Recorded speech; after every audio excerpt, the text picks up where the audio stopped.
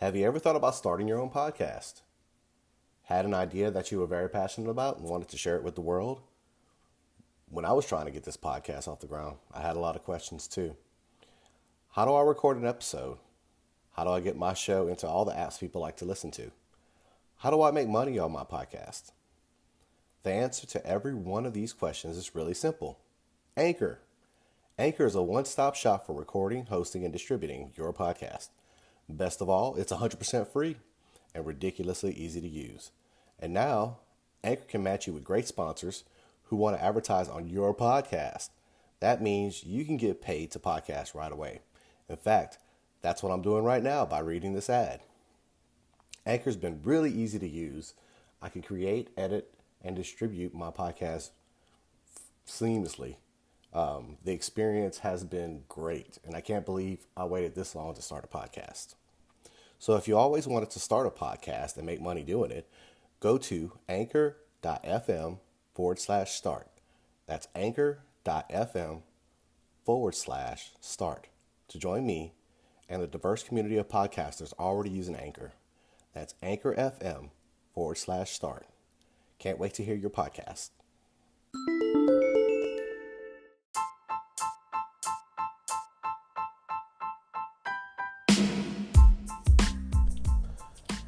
What is up, podcast peeps? You're listening to the 228 podcast. My name's Patrick. I'm your host. And tonight, on the drive home, we're going to be talking about call to action. Call to action. What that entails. What I did today to help my call to action. So, let me set up the scenario. Along with the podcast episodes, I've also got a little bit of content on 228.com, and if you haven't visited the website, it's 228 TWOTWENTY number 8.com. And I've had some posts.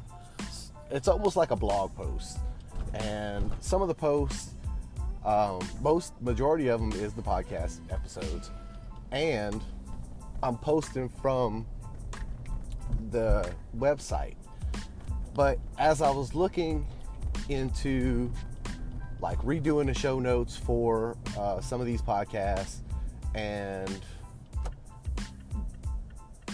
that kind of led to the website being updated, I've realized that, man, I really don't have good calls to action. So just to give you an example, like on the podcast, all I was doing was putting on the links like from Facebook, Facebook, 228.com. You really don't know what to do or what to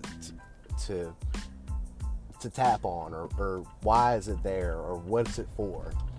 So I got to thinking, and with a mix of experimenting with copy on Instagram, I came up with a way to, number one,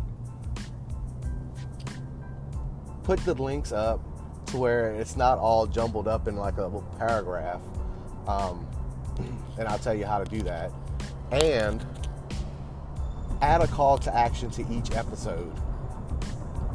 So what I did was I refreshed all the podcast episodes with like, visit us at 228.com, like our Facebook page, and follow the journey on Instagram. So there is the call to action. Now I had to break it up. So I went on the desktop version of Anchor, and Anchor FM. If you haven't started your podcast yet, I advise you do it and document your journey. But Anchor FM, or anchor.fm is the website. And when you go to edit the show notes, or edit the little blurb of description of the episode or whatever, I put the call to action, visit us at 228.com, press enter, put a period there, and entered again to skip to the next line. So the next line is, liked the Facebook page at 228 and made a link out of that. And that's the call to action. So you press enter, you hit a period, then an enter, and then follow the journey on Instagram at 228 LLC. So what that does is it gives you 3 lines that are broken up, separated. So when you go to the description of the podcast episode, you have space to press the link, and it's not all jumbled together. You don't know what the hell you just pressed or where you're going or what it is. And on top of that, you have a clear call to action for what you're doing.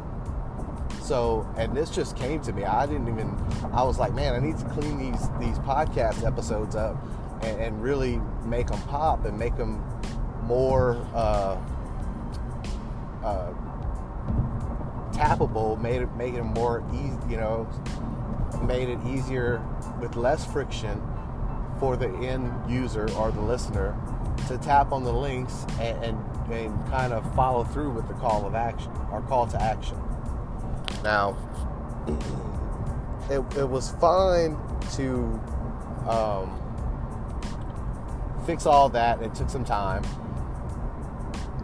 I stepped away from the computer, and unfortunately, I smoke.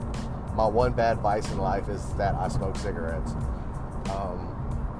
And went outside to smoke and started thinking of, kind of got away from it and started thinking, man,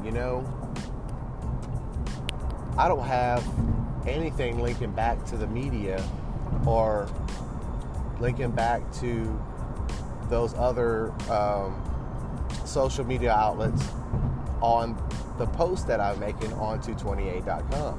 What if somebody taps the link and that's all they have is either the podcast episode or the little blurb, but there's no other links at the bottom of the page to actually click on. There's no active links.